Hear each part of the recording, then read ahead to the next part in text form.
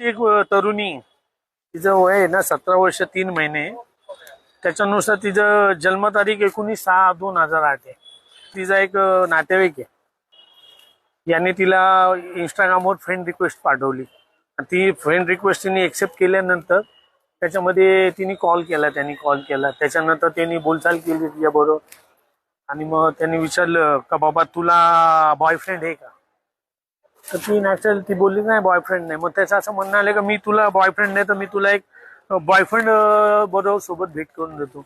असं करून 2 नंबरच्या आरोपीशी भेट करून दिली.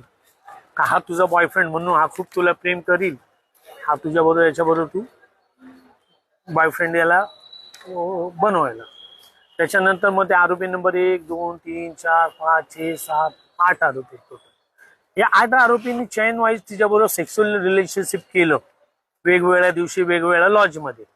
त्याच्यानंतर ती प्रेग्नेंट झाली, त्याच्यानंतर मिसकॅरेज केलं. अशी एंटायर स्टोरी. आता कोर्टापुढे आणलेले 7 आरोपींना आणलेले. आता याच्यामध्ये जे CR नंबर आहे, हा जो IPCचे जे सेक्शन आहे, पहिलेचे IPCचे 126/2, जो BNSचा 341 आहे, त्याच्यानंतर IPCचा 360 आहे, जो BNSचा 137 आहे, त्याच्यानंतर 354 आहे, त्याच्यानंतर 376 आहे, 376D आहे, 376(2) आहे आणि 312 आहे मिसकॅरेज. म्हणजे एवढ्या लोकांबरोबर सेक्शुअल रिलेशनशिप केल्यावर ती गरोदर राहिली, अशी स्टोरी. त्याच्यानंतर मिसकॅरेज केलं. आता ती जुएनाईल आहे, 17 वर्ष 3 वर्षाची आहे, म्हणून सेक्शन लावले, 4 लावले, 5 लावले, 8 लावले, 12 लावले. आता 5 का लावले तर गँग रेप आहे म्हणून हे 5 सेक्शन लावले.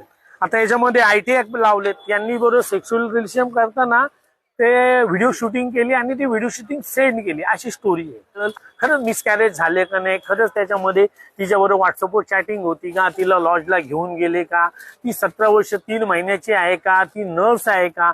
जर आता जर असं बघितलं का, तो जो तिने ज्या त्या मुलीने जे सांगितले त्या मेहरबान कोर्टाला मी मेन्शनिंग केलेलं आहे का, फक्त व्हिक्टिमचं वय तेवढं व्हेरीफाय करून घ्यावं. जर ती तिचं जर जन्मतारीख 17 वर्ष 7 महिने म्हणजे 16च्या जास्ती, 17 वर्ष 3 महिन्याचे तर 17 वर्ष 3 महिन्याचे, तर फक्त तिचं एज जरा व्हेरीफाय करून घ्यावं. संबंधित पेपर्स बघावेत, त्यांचे डॉक्युमेंट्स घ्यावेत. त्याच्यानंतर तिथं पण त्या सगळ्या गोष्टीसाठी मेहरबान कोर्टाने 30 तारखेपर्यंत पोलीस कस्टडी लिहिले. आरोपींनी ज्या गाडींमध्ये घेऊन गेले किंवा मोबाईल सीज वापरलेत, ते मोबाईल सीज करायसाठी, त्या जे गाड्या वापरल्यात ते सीज करायसाठी त्यांना 7 दिवसाची पोलीस कस्टडी दिली. आता त्यांना 30 तारखेला मेहरबान कोर्टात हजर करते.